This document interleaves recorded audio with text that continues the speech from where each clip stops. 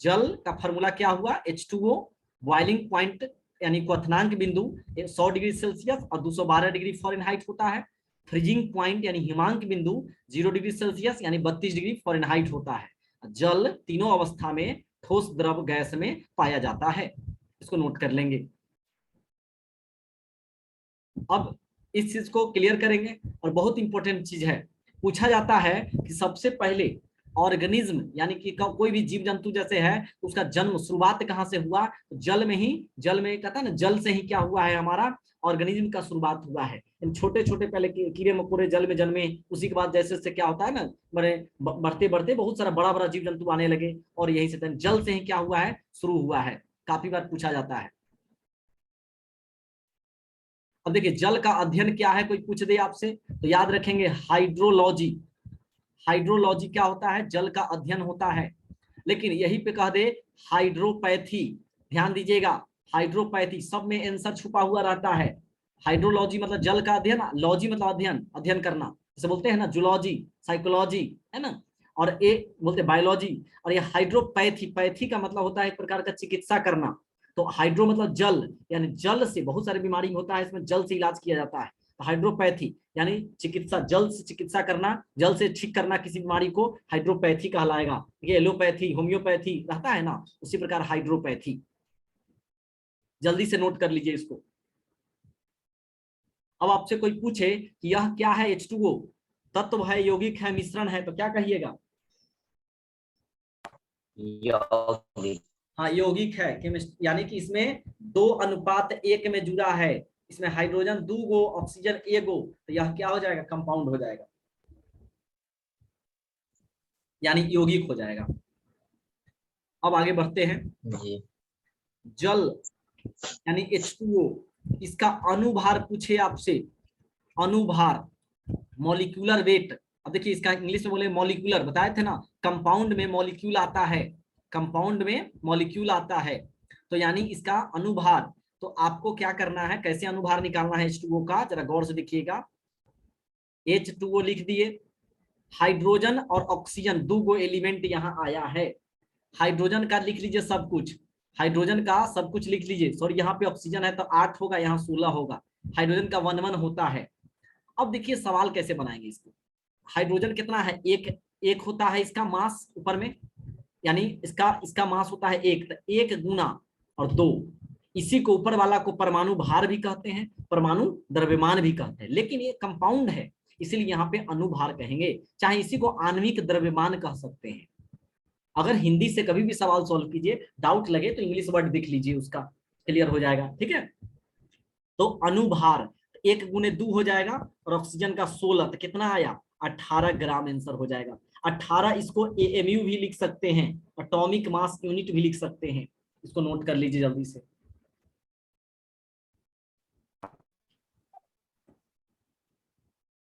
जल का अनुभार कितना हो गया, 18 हो गया।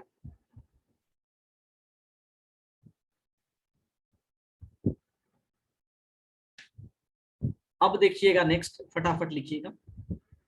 अब आपसे पूछा जल में हाइड्रोजन का प्रतिशत, देखिए ऐसा सवाल, एक एक चीज क्लियर करते चले, प्रतिशत बताए।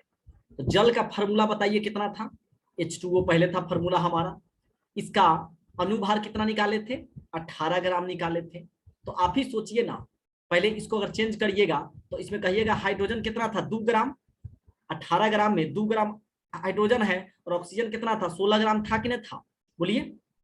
तब ना लिखे थे 1 गुने 2 प्लस 16, तो हमको पूछा किसका है, हाइड्रोजन का था, हाइड्रोजन कितना 2, और नीचे हो जाए कितना, टोटल नीचे रखना है, 16 2 18, 18 में से 18 ग्राम में 2 ग्राम हमारा क्या है, तो हाइड्रोजन है।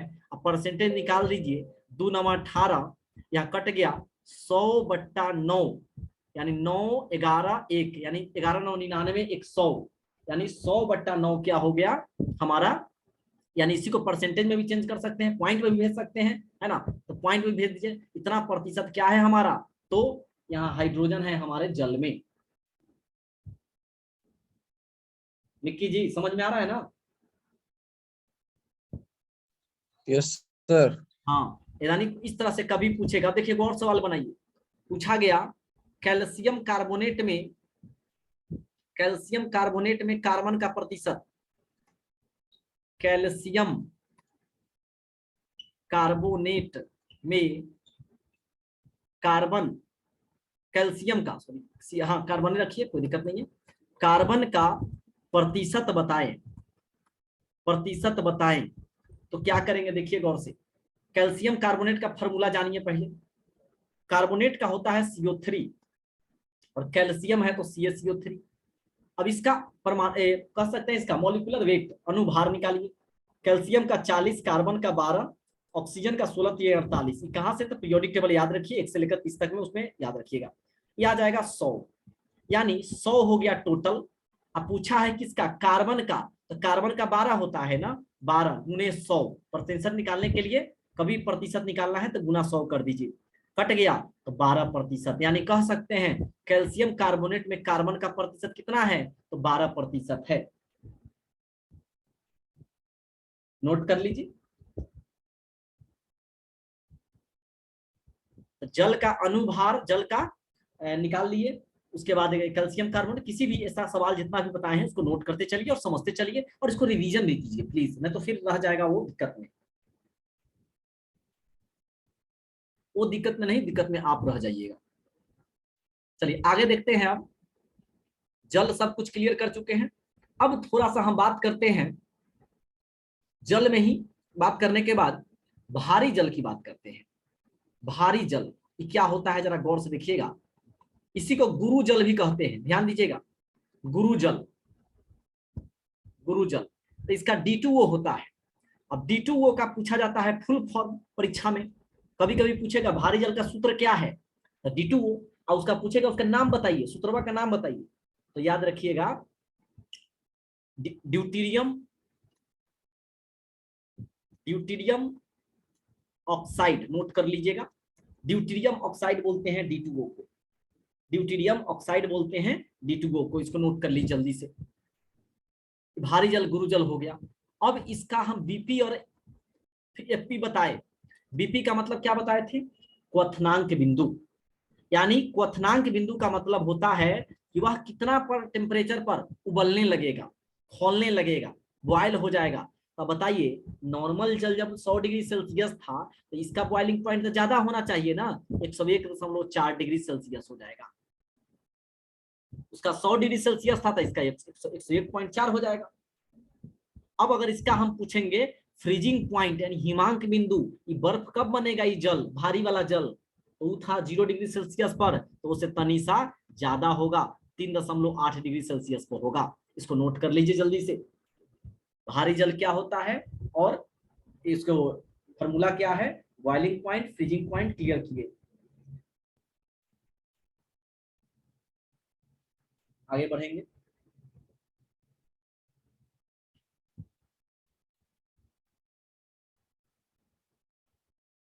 हो गया, नोट डाउन करके, हाँ नोट डाउन करने के बाद बता देंगे कि हाँ हो चुका है, ताकि आगे बढ़ेंगे हम, छूटे भी नहीं आपका और आगे भी बढ़े। तो भारी जल यानी गुरु जल D2O क्लियर हो गया। अब आपसे पूछा D2O का अनुभार बताइए, यानी कहने का मतलब हुआ D2O का अनुभार पूछे परीक्षा में, चाहे कहें भारी जल का बताइए, तो बात तो वही हुआ ना, भारी जल का कहेगा तो D2O को कैसे क्लियर करिएगा? तो देखिए D2O, D से तो कोई एलिमेंटे नहीं है, तो कैसे आएगा? तो देखिए आपको पढ़ाएंगे हम आइसोटोप्स के बारे में, ठीक है? आइसोटोप्स के बारे में अभी थोड़ी देर में सिखा देंगे, ये वाला बना देंगे, लेकिन इसको बता देते हैं फिलहाल, और आइसोटोप आइसोबार्स बता देते हैं। देखिए आइसोबार्स में क्या होता है ना, आइसोटोप्स में, आइसोटोप्स का मतलब होता है हमारा समस्थानी। फिर बताएंगे, ध्यान दीजिएगा, समस्थानी। सम मतलब बराबर, स्थान मतलब स्थान, यानी स्थान उसका बराबर होगा, मतलब एक जैसा होगा।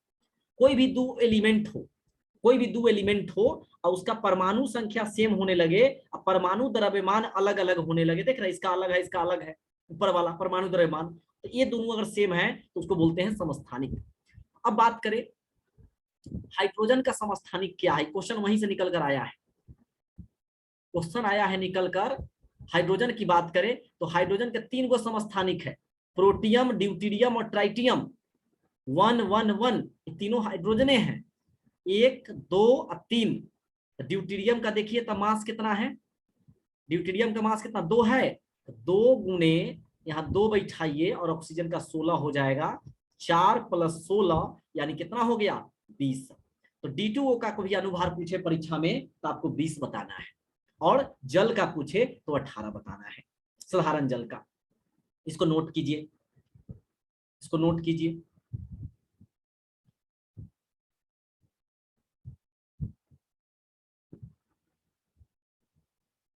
D2O का अनुभार कितना हो गया 20 और साधारण जल का 18। प्रतिशत पूछ देता है, मान लीजिए कि इसमें ऑक्सीजन का कितना प्रतिशत है, तो कुछ नहीं करेंगे, 16 ऊपर रखेंगे और नीचे रखेंगे 20 और गुना 100 कर देंगे, 16 20 25 100, 16 25 80। यानी कह सकते हैं D2O में, भारी जल में 80% क्या है ऑक्सीजन है और 20% क्या है तो ड्यूटेरियम है। यहां तक कोई दिक्कत? नोट कर रहे हैं ना सब कोई? नोट हो रहा है ना मिक्की जी?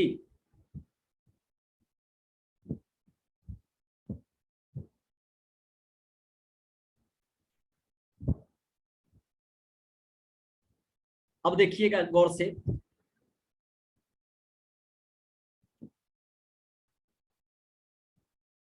नेटवर्क इशू है क्या?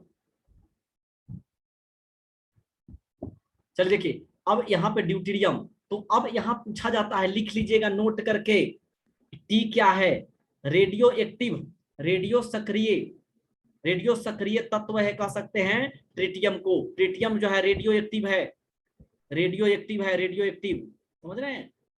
इसका बहुत सारा कह सकते हैं साइंस में, बहुत सारा चीज में इसका ज्यादा रिसर्च में यूज होता है। चलिए इतना क्लियर कर लिए। तो D2O भी समझ गए, H2O भी समझ गए, इसका फ्रीजिंग पॉइंट बॉइलिंग पॉइंट बताएं, उसका फ्रीजिंग पॉइंट बॉइलिंग पॉइंट बताएं, ये सब चीज को समझ लीजिएगा। हम लोग बात कर रहे थे ठोस द्रव गैस में पीछे कि कैसे ठोस, तो अब क्या ठोस से द्रव में भी जा सकता है, और ये 3 को हम पढ़े थे अवस्था मुख्य रूप से। आवाज नहीं जा रही है क्या मेरा? आ रहा है सर। चलिए तो कंफर्म करते रहिए बीच बीच में, लगता है कि हम सिर्फ बोल रहे हैं आपको समझ में नहीं आ रहा है ऐसा लगता है। मेरा मिशन ही है सिखा देना आपको। ठोस द्रव गैस 3 को पढ़े थे, तीनों को अलग अलग तोड़ कर पढ़े। क्या ऐसा तो हो सकता है ना ठोस से द्रव में चले जाए, द्रव से गैस में चले जाए, ठोस से द्रव में चले जाए, द्रव से गैस में चले जाए, तो ऐसा तो हो सकता है। तो इस चीज को समझिएगा। अब एक बात समझ लिख लीजिएगा, ड्राई आइस क्या है, जरा गौर से नोट बना के। ड्राई आइस को बोलते हैं सूखा बर्फ, लिख लीजिएगा। और इस किसको बोलते हैं तो लिखिएगा ठोस CO2। अब देखिए आप जानते होइएगा कि CO2 तो गैस है, लेकिन आप बता रहे हैं ठोस CO2, तो इस CO2 को सॉलिडिफाइड किया गया है ना, इसको ठोस में बदल दिया गया। तो कैसे बदला उसी पर बात कर लेंगे हम। ड्राई आइस को सूखा बर्फ कहते हैं, सूखा बर्फ यानी ठोस CO2 है। कभी पूछे कि ड्राई आइस क्या है, सॉलिड CO2। अब देखिए, तो सारा कमाल तापमान का है, तापमान का और प्रेशर यानी कि दाब का। तापमान अकेले बदल सकता है एक से दूसरे में, और नहीं तो दाब बदल सकता है, नहीं तो दाब बदल सकता है। अब नॉर्मली भाषा में अपने घर पे समझिए, गांव में समझिए कि जब 2 गो के बीच में टेम्परेचर गर्मा जाता है, गुस्सा हो जाता है, लड़ाई झगड़ा, एक दूसरे के घर में से उसके घर पर जाने लगता है लड़ने के लिए, उसके घर पर जाने लगता है लड़ने के लिए। ये तो परंपरा है, पुराने जमानों से चलते आ रहा है समाज में, प्रकृति में। तो देखिए तापमान बढ़ा, तापमान के चेंजिंग होने से क्या होता है, एक दूसरे में गया। नहीं तो बहुत रिस्पेक्ट करते हैं, जैसे मान लीजिए कि अब मिक्की जी के मैरिज होगा तो जरूर बुलाएंगे कि सर आप मेरे आइए शादी में। क्या हुआ, एक प्रकार का दबाव हुआ, तब ना हम उनके यहाँ गए। चाहे हम ही कहेंगे कि आप मेरे यहाँ इंस्टीट्यूट पे आइए, संस्था पे कभी मिलने आइए संस्थान में, तो मेरे पास आएंगे मिलने के लिए। तो क्या हुआ, दबाव में मेरे यहाँ आएंगे तो तापमान में आएंगे। बात समझ रहे हैं क्या? तो एक दूसरे में जाने के लिए तापमान की जरूरत पड़ेगा, तापमान से भी जा सकता है और घटने बढ़ने से, और नहीं तो दाब से भी जाएगा, और नहीं तो दोनों से जाएगा। शादी कार्ड से, क्या शादी कार्ड से एड्रेस देख के। अच्छा चलिए बढ़िया है। तो ये बात आपके माइंड में होनी चाहिए कि तापमान और दाब ये दो को क्या करता है, हमारा एक दूसरे में परिवर्तित करता है, चेंज करता है।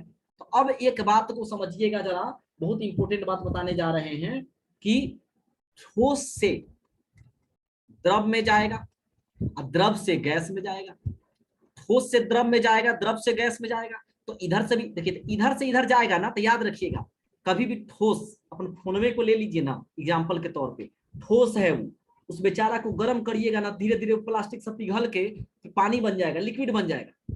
तो ठोस से द्रव में जाने के लिए क्या किए, गर्म किए, तो ठोस से द्रव में चला गया। अब द्रव मतलब पानी, अब पानी को गर्म करते हैं तो भाप बन जाता है, भाप बन के कहाँ उड़ जाता है, गैस बन के हवा में। सब्जी बनाए हैं कभी, सब्जी बनाइएगा तो देखिएगा उसमें कि जब बर्तन धोए रहते हैं हम लोग, जो भी कढ़ाई को, थोड़ा सा फिर भी पानी रह जाता है। जैसे आप एलपीजी गैस कनेक्शन ऑन करते हैं तो क्या होता है, कुछ देर में पनिया वो भाप बन के उड़ जाता है, पानी वो क्या करता है, भाप बन के उड़ जाता है, कहाँ चला गया, गैस में चला गया। तो हमारे साइंस क्या है, हमारे आसपास की घटनाएं हैं, हमको घटना से सीखना है। तो ठोस से द्रव, द्रव से गैस में गया, उसी एनए से एनए जाने के लिए क्या करना होगा, तो ठंडा करना होगा। गैस को क्या करेंगे, कंप्रेस करेंगे, मतलब दबा, मतलब इसको ठंडा करेंगे तो लिक्विड बन जाएगा, और लिक्विड को ठंडा कर देंगे खूब तो ठोस बन जाएगा। यही चलता है प्रोसेस, ठोस द्रव गैस का कमाल है। लेकिन अब इसमें एक हाईलाइटेड क्वेश्चन क्या है कि हम तो बता दिए कि ठोस से द्रव में जाएगा, द्रव से गैस में जाएगा, गैस से द्रव में, द्रव से ठोस में। लेकिन एगो है ऐसा कि डायरेक्ट पहुंचता है वो, हवाई यात्रा कहिए उसको, ठोस से गैस में चल जाएगा। ठोस से गैस में जाने को ही क्या बोलते हैं, याद रखिएगा, ऊर्ध्वपातन बोलते हैं। क्या बोलते हैं, ऊर्ध्वपातन। इंग्लिश में कहते हैं सब्लिमेशन, सब्लिमेशन। क्लियर हो गया। सब्लिमेशन कोई पूछे तो बता देंगे ना क्या होता है, ऊर्ध्वपातन। ठोस से गैस में चला गया, द्रव में नहीं जाएगा, ठोस से गैस में डायरेक्ट चला जाएगा, तो उसको क्या कहिएगा, उसको कहिएगा कि वह किसमें हो गया, ऊर्ध्वपातन कहलाएगा। ठोस से गैस में चला जाएगा, उसको ऊर्ध्वपातन कहेंगे। देखिए, यानी कि ठोस को जब गर्म करिएगा तो द्रव में नहीं जाएगा, तो सीधे बन जाएगा गैस, तो उसको कहेंगे ऊर्ध्वपातन। इसका उदाहरण के तौर पे हमारा कपूर लिख लीजिएगा, ऊर्ध्वपातन का उदाहरण, आयोडीन लिख लीजिएगा, इत्यादि कर दीजिए। ऊर्ध्वपातन क्लियर हुआ। Yes sir. हाँ, अब देखिए कुछ ऐसे, हाँ कुछ ऐसे भी है जिसको कितनों आप कह रहा है कि केवल हमेशा ठोसे में रहेगा, और ठोस में कौन रहेगा, तो लकड़ी और पत्थर। पत्थर में कितनों गर्म कर दीजिएगा तो पत्थर रहेगा, सॉलिडे रहेगा। लकड़ी को बनाइएगा तो लकड़ी क्या हो जाएगा, जलाइएगा तो वो जल जाएगा, लेकिन वह सॉलिडे में जाएगा। फिर उसको रखवा को क्या कीजिए, फिर सॉलिड बन जाएगा, वो चाहेगा तो सॉलिड में जाएगा।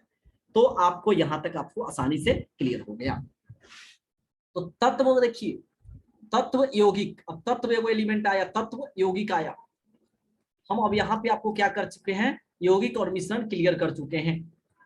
यौगिक क्या था, दो या दो से, यहाँ लिख लेते हैं दो या दो से अधिक, दो या दो से अधिक था, और एक अनुपात में लिख लीजिएगा, अनुपात में मिलाया गया था, रेशियो में। दो या दो से अधिक को मिलाइएगा, और बिना अनुपात के, बिना फिक्स रेशियो के, तो उसको क्या कहिएगा, मिश्रण कहिएगा। अब मिश्रण भी दो प्रकार का होता है। तब मिश्रण दो प्रकार के कौन कौन, तो लिख लीजिएगा, समांगी मिश्रण और विषमांगी मिश्रण। समांगी वो लिखिएगा मिश्रण में, और ये वो लिखेंगे विषमांगी। अब समांगी क्या है, समांगी मतलब समान, अब विषमांगी मतलब अलग अलग। तो जैसे हम लोग को बनाते हैं कोई चीज, अब हम आपसे बोले हमारे लिए शरबत बनाइएगा जरा, तो क्या कीजिएगा, चाहे ORS घोल बनाइएगा तो चीनी पानी मान लीजिए मिला लीजिएगा, नमक मिला लीजिएगा, क्या है सेम फेज वाला है, वो घुल जाएगा एक दूसरे में, घुल जाएगा तो क्या होगा, समांगी मिश्रण का उदाहरण होगा। लेकिन अब पानी और बालू को मिलाइएगा, कितनों कुट कीजिएगा, कुटपाट कीजिएगा, तो क्या होगा, एक दूसरे में मिल नहीं सकता है, वह क्या है, विषमांगी हो जाएगा। समझ गए, समांगी मतलब समान, पानी नमक का मिश्रण, पानी चीनी का मिश्रण, ये हो गया समांगी का उदाहरण। अब विषमांगी में हो जाएगा बालू और पानी का मिश्रण, इस प्रकार का। यौगिक का एग्जांपल भी दे दिए, H2O हो गया, NH3 हो गया, CaCO3 हो गया, ये सब हमारा यौगिक कहला गया। लेकिन तत्व क्या है? तत्व एक प्रकार का शुद्ध रूप है, कह सकते हैं शुद्ध रूप है। जैसे अगर मान लीजिए हम हाइड्रोजन को बोले, हाइड्रोजन भी एक प्रकार का एलिमेंट है। बाद में इसका बंटवारा हुआ तो पता चला कि यह तत्व है, यौगिक है, मिश्रण है, यह तो तत्व है, एलिमेंट होगा। और इसके बाद पता चला कि यह गैस है। यानी तत्व के अंदर पीटी में जितने भी हमारे हैं सभी को एलिमेंट ही कहा जाएगा। ठीक है, पीटी समझते हैं ना, पीरियोडिक टेबल। Yes sir. हाँ, वह सभी क्या है कि एलिमेंट है, तत्व है। लेकिन अब बात आया कि उसको मिला मिला के कुछ नया चीज बना दिया जाता है ना, तो क्या कहिएगा? वह हो जाएगा यौगिक होने लगेगा, बाद में समझिएगा। तो तत्व में पीटी में जितना भी है तत्व है, एलिमेंट है। और एलिमेंट का सबसे छोटा रूप क्या बताए थे? एटम। कंपाउंड का सबसे छोटा मॉलिक्यूल यानी अणु। इस समय कोई दिक्कत नहीं है। तो समान पदार्थ, अब देखिए, अब हाइड्रोजन को तोड़िएगा ना तो कभी भी इसके अंदर में हाइड्रोजन का टुकड़ा मिलता चला जाएगा, दूसरा कुछ नहीं मिलेगा इसके अंदर में। इसीलिए इसको शुद्ध रूप कहा जाता है। क्या कहा जाता है? शुद्ध रूप, या शुद्ध रूप है। ये समय कोई दिक्कत नहीं होगा। अब बात करें पृथ्वी पर पाए जाने वाले कुछ प्रमुख तत्व है। पृथ्वी पर पाए जाने वाले कुछ तत्व है। अब क्या है तत्व, इसको गौर से हम लोग देखते हैं।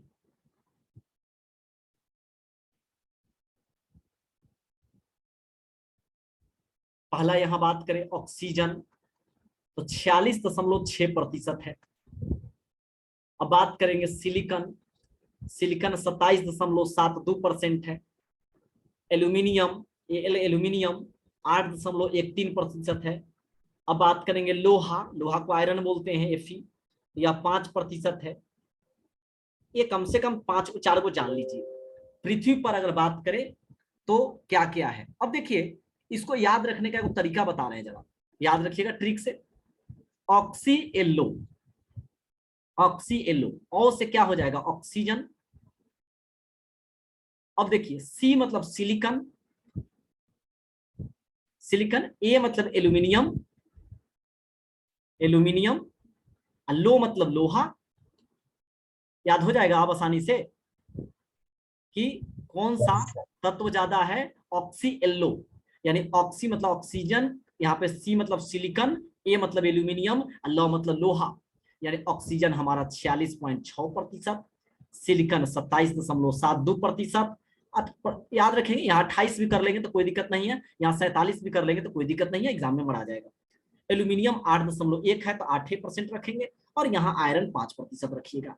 ये हमारे पृथ्वी पर अर्थ पे पाया जाता है कुछ तत्व है।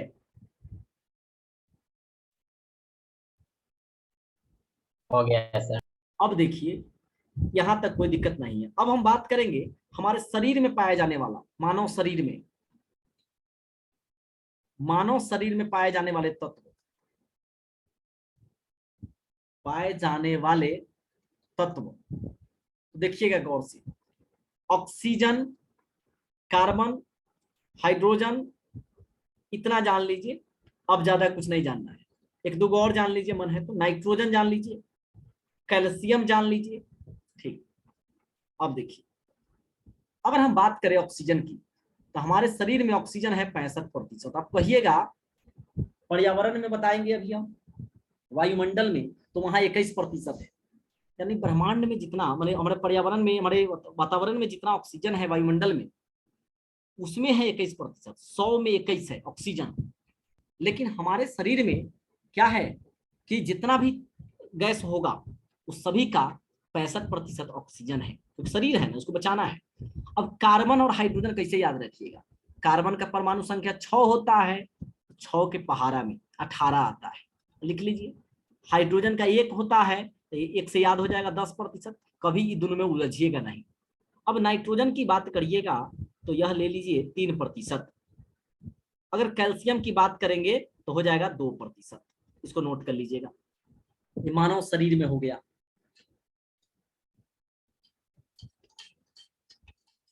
हो गया सर। प्लीज वेट, देखिएगा तो ये आप आसानी से क्लियर कर लीजिए। इतना तो याद है, किसी भी अनुपात में मिला देगा तो मिश्रण होगा, और फिक्स अनुपात में मिलाएगा तो क्या होगा, फिक्स रेशियो में यौगिक होगा। अब पूछा हुआ सवाल है कि वायु क्या है, वायु क्या है, तो याद रखेंगे वायु गैसों का मिश्रण है, हमेशा सवाल बनता है।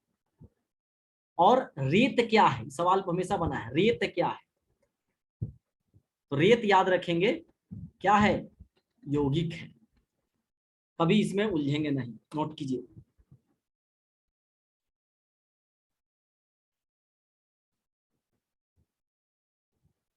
हो गया। यस सर, हो गया। अब देखेंगे धातु अधातु कैसे पहचानेंगे, जरा गौर से देखिएगा। धातु अधातु जितना लिखवा रहे हैं एकदम कोई गलती नहीं, कोई बदमाशी नहीं, नोट करते चलिएगा। धातु अधातु, तो उसके लिए आपको वैलेंसी चाहिए, उसके लिए आपको क्या चाहिए, वैलेंसी यानी संयोजकता। अगर संयोजकता पता है आपको तो आप निकाल सकते हैं, संयोजकता निकालना सिखा देंगे हम बाद में, अभी यहाँ पे लिखा रहे हैं। अधातु जो होगा, धातु में याद रखिएगा धातु की संयोजकता क्या होगी, तो 1 2 3 होगी, इसके अलावा कोई नहीं। तो किसी भी एलिमेंट का अगर आपको वैलेंसी यानी कि संयोजकता निकाल लीजिएगा, इसको वैलेंसी कहते हैं मेरे भाई, तो संयोजकता निकाल लीजिएगा तो पता चल जाएगा आपको कि अधातु है कि अधातु है। लेकिन इसकी संयोजकता क्या होगी, अधातु की वैलेंसी याद रखेंगे 4 5 6 और 7 होगी, ठीक है। तो वैलेंसी किसी का निकाल के आप धातु अधातु चेक कर सकते हैं। एक और इसका पहचानने का नियम है, इसके लास्ट में IUM लगा रहता है, यम लगा रहता है, जैसे सोडियम, एल्यूमिनियम, मैग्नीशियम, ये सब क्या है, तो धातु है, एलिमेंट है, सॉरी मेटल है। लेकिन इसकी वैलेंसी की बात करेंगे, इसकी मतलब पहचानने का, तो इसमें पहचान नहीं सकते, बहुत सारे हैं। लेकिन क्या है, आप नाइट्रोजन, तो नाइट्रोजन इसका एग्जांपल हो जाए। क्यों हुआ नाइट्रोजन, क्योंकि इसकी वैलेंसी चेक करेंगे, इसका 7 होता है तो 2 और 5 में टूटेगा, तो 5 आया लास्ट में, तो 5 वैलेंसी नहीं, 1 2 3 आ जाएगा लास्ट में, तो वही हो जाएगा। लेकिन अगर लास्ट में कुछ भी आ जाए 3 के बाद, तो 8 में से घटा के आंसर मारना है, तो 8 - 5 3, यानी नाइट्रोजन की वैलेंसी 3 हो गई, सॉरी हाँ 3 होगी। लेकिन ये क्या है, तो गौर से देखिएगा, हम पढ़ाएंगे आपको पीरियोडिक टेबल में ब्लॉक, 4 ब्लॉक होते हैं, कौन कौन, SPDF, SPDF। तो S ब्लॉक पूरी तरह से क्या है, धातु है, लेकिन P और DF इस सब में मिक्स है, तो D ब्लॉक को संक्रमण तत्व कहा जाता है। लिख लीजिएगा, ब्लॉक 4 गो होते हैं, SPDF, तो डी में क्या है, इसको संक्रमण तत्व कहते हैं, यानी एक से अधिक वैलेंसी लाई करता है। इसका वैलेंसी देखिएगा तो 3 4 5 सब होने लगेगा, लेकिन यह किस में जाएगा, धातु में। अब अगर बोला जाए इसको धातु को पहचानने के लिए, तो यह प्रायः कठोर होते हैं, यह काफी कठोर होते हैं, लेकिन सॉरी माफ कीजिएगा, अगर धातु की बात करें, धातु में तो यह प्रत्यास्थ होगा, यानी खींचने पर यह फैलेगा, खींचने पर फैलेगा भी। धातु पर हम धातु समझा देते हैं पूरा, तो वह धातु में चलेंगे। धातु की वैलेंसी कितना हुआ, 1 2 3 हुआ। यह प्रत्यास्था का नियम पालन करेगा, प्रत्यास्था सबसे ज्यादा, लिख लीजिएगा, सबसे ज्यादा प्रत्यास्था किसकी, स्टील की होती है, स्टील की सबसे ज्यादा प्रत्यास्था, यानी कि उसको पीट पाट के होते हैं ना, उसको फैलने की क्षमता होती है इसमें। लेकिन इसमें आघातवर्धनीयता और साथ साथ में तन्यता भी होता है। तन्यता का मतलब याद रखिएगा, कभी पूछे तो तार, यानी खींच के इसको तार बनाया जा सकता है, किसको, धातु से।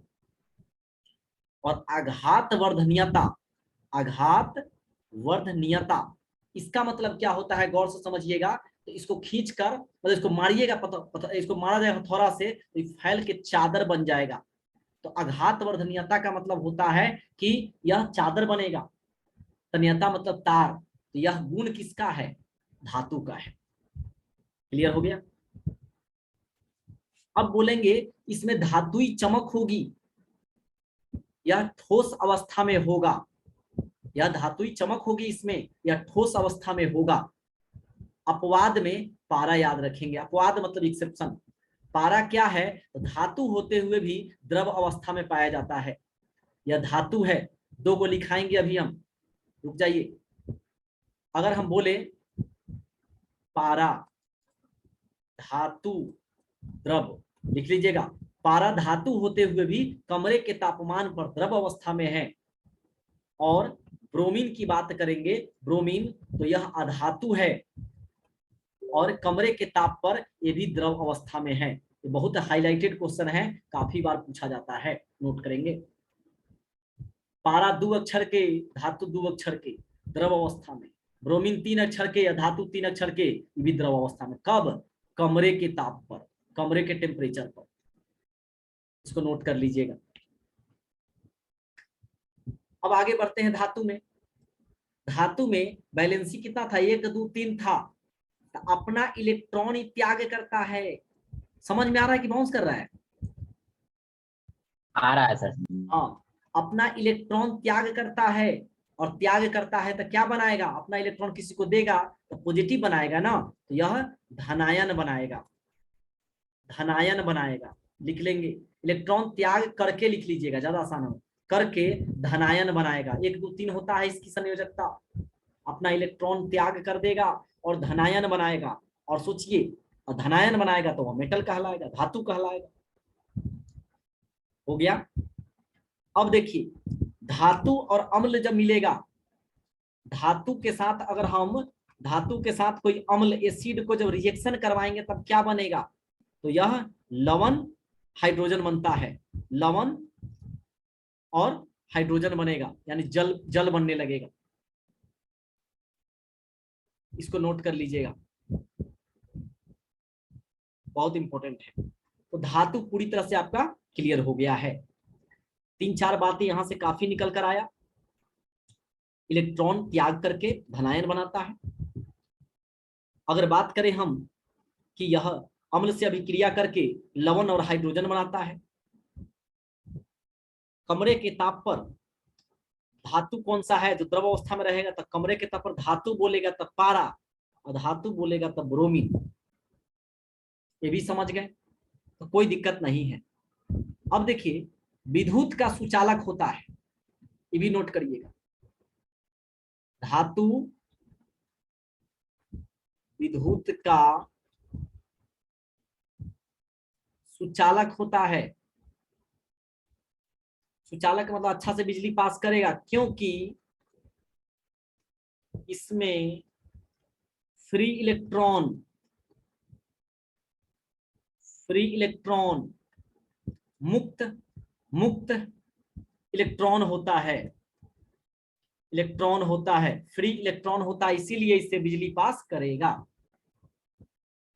इसको नोट करिएगा, नोट में एक लिख लीजिएगा। अब जानते हैं कि जल से भी तो बिजली पास करता है, लेकिन जल तो कंपाउंड है, यौगिक है, तो यौगिक से बिजली पास कैसे करता है, तो यौगिक में मुक्त आयन, ION लिखेंगे इंग्लिश में, यौगिक में मुक्त आयन होता है, इसलिए बिजली पास करेगा। तो मुक्त आयन किसमें, यौगिक में, और मुक्त इलेक्ट्रॉन किसमें, तो धातु में। इतना तोड़ तोड़ के आपको नहीं बताया जाएगा, प्लीज इसको नोट कीजिएगा।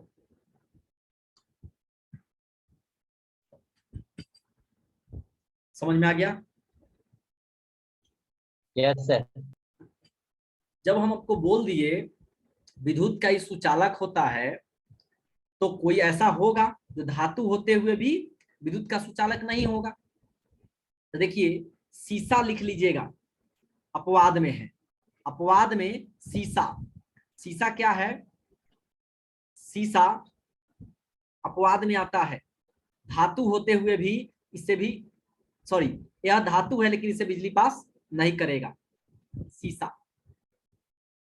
अब देखिए, धातु के ऑक्साइड क्या होता है, हम फिर लिखाएंगे। धातु के ऑक्साइड, यानी कि ऑक्साइड कब बनाता है, सुनिए, कोई एलिमेंट है, जैसे हाइड्रोजन है मान लीजिए, और जल से मिला, हाइड्रोजन है और ऑक्सीजन से मिला, ये ऑक्सीजन ऑक्साइड तैयार करेगा। ऑक्सीजन की वैलेंसी 2 होता है तो इसका भी 2 होता है, मतलब 1 से 1 होता है, लेकिन इसका क्या हो जाएगा, एलिमेंट बढ़ जाएगा, एटम बढ़ेगा। ये सब बताया जाएगा धीरे धीरे करके, आपको सब सिखा दिया जाएगा।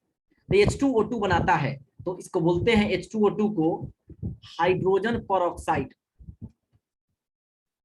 हाइड्रोजन परऑक्साइड होता कैसे है, जरा गौर से देखिएगा। ऑक्सीजन की वैलेंसी कितना होगा, यहाँ पहले ऑक्सीजन का 8 होता है, 16 तोड़िएगा तो 2 और 6 में टूटेगा, 2 हुआ, इसकी वैलेंसी 2 हुआ, 8 में से 6 गया 2, इसकी वैलेंसी 2। जब वैलेंसी इसकी 2 हुआ तो हाइड्रोजन तो 1 होता है और ऑक्सीजन तो 2 को हो गया, दोस्ती होगा कभी नहीं होगा, तो हाइड्रोजन को भी 2 को लेना चाहिए, तो हाइड्रोजन एटम 2 को आ जाएगा, ऑक्सीजन भी 2 को आ जाएगा, तो हाइड्रोजन परऑक्साइड हो गया। जानते हैं इसका यूज कहाँ होता है, इसका यूज होता है सीआईडी में। जो मिस्टर सालुकी साहब हैं, डॉक्टर साहब, वो क्या करते हैं ना, कोई पेपर ऊपर अगर जला देता है, जो विक्टिम जो उसका जो गलत करता है दोषी, तो क्या करता है ना, उसी पर इस पे क्या कर जाता है, इसको डालिएगा तो ऊपर लिखा हुआ अक्षर जो है ना दिखने लगेगा क्या लिखा हुआ है। धातु के ऑक्साइड क्या होता है, याद रखेंगे। धातु ऑक्साइड कैसे बनाया पता चल गया। तो धातु के ऑक्साइड जो होते हैं ना, लिख लीजिएगा, क्षारीय होते हैं। धातु के ऑक्साइड क्षारीय होते हैं। धातु के ऑक्साइड क्षारीय होते हैं। अब बात करते हैं अधातु में। अधातु, इसका वैलेंसी होगा 4, 5, 6, 7।